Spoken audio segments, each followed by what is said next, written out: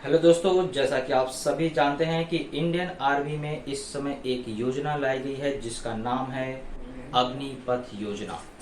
और ये योजना आपको भारत सरकार के द्वारा हाल फिलहाल में लाई गई है और इस योजना का परिणाम आपको पूरे देश में इस समय छात्रों के माध्यम से देखने को मिल रहा है। जी हाँ, आप देख रहे होंगे इस समय न्यूज चैनलों में सभी देश के सभी कोनों में इस समय छात्रों के द्वारा आंदोलन किया जा रहा है और इसका बहिष्कार किया जा रहा है, जो इस समय भारत सरकार के द्वारा इंडियन आर्मी में अग्निपथ योजना लाई गई है। तो ये अग्निपथ योजना क्या है और छात्र इसका क्यों बहिष्कार कर रहे हैं, इसके बारे में हम लोग इस वीडियो में डिटेल में जानेंगे। ओके, तो मैं हूं पवन सर और अपने इस YouTube channel mathematics easy way पे आप सभी का एक बार फिर से स्वागत करता हूं। तो यहाँ पे मैं आपको बताना चाहूंगा कि अग्निपथ योजना जो लाई गई है, इसमें आपको बताया गया है कि जो क्राइटेरिया है उसमें आपको बताया गया है कि छात्रों की जो उम्र है वह आपको 17.5 साल से 21 साल होनी चाहिए, जबकि इससे पहले आपको इंडियन आर्मी में भर्ती होने की जो उम्र होती थी वो 23 साल तक होती थी। यानी कि भारत सरकार ने यहाँ पर 2 साल और माइनस कर दिया। दूसरी बात यह है कि आपको देखा जाए तो ये जो योजना है, ये योजना में सिर्फ 4 साल का कार्यकाल है। यानी कि इसमें छात्र अगर भर्ती होते हैं तो वो सिर्फ 4 साल तक क्या कर सकते हैं, सरकारी योजनाओं का लाभ उठा सकते हैं। इसके बाद उन्हें रिटायर कर दिया जाएगा और रिटायर होने के बाद उन्हें कहाँ नौकरी मिलेगी इसकी कोई भी गारंटी नहीं है। यानी कि हाल फिलहाल उनकी तरफ से प्रमाण पत्र दिया जाएगा, लेकिन उस प्रमाण पत्र के द्वारा आपको नौकरी मिलेगी ही या नहीं मिलेगी इसके बारे में भी कोई गारंटी नहीं है, जिसके को लेकर के छात्र काफी विरोध कर रहे हैं। क्योंकि ये जो कार्यकाल है ये 4 साल तक है।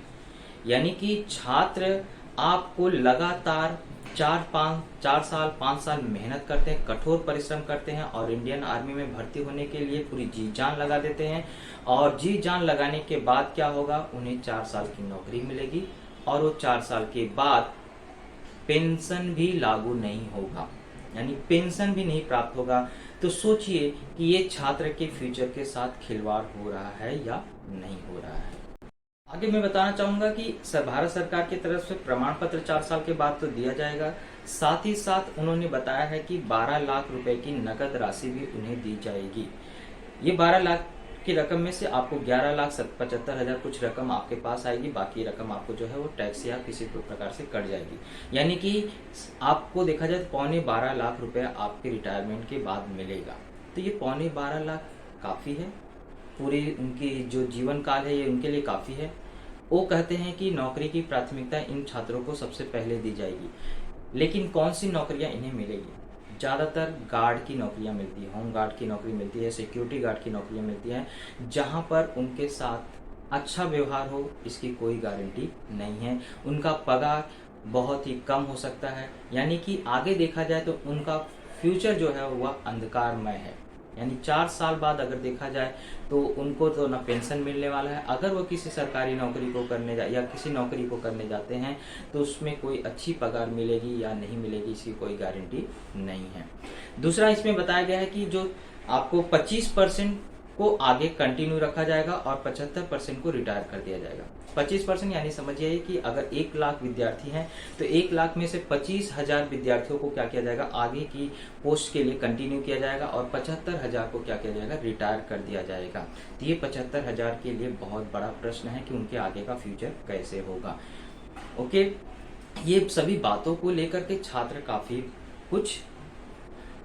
कुछ क्या, यानी कि बहुत हद तक क्या कर रहे हैं, आंदोलन कर रहे हैं और अपनी जो मांगे हैं उन्हें पूरी करने की कोशिश कर रहे हैं। क्योंकि ये बिल्कुल आपको छात्रों के साथ नाइंसाफी है। वो इतनी कठोर परिश्रम करके इंडियन आर्मी में भर्ती होते हैं, अपनी जान की दावा लगा करके उसमें भर्ती होते हैं और उसके साथ सरकार इस तरह से कर रही है, ये बहुत ही।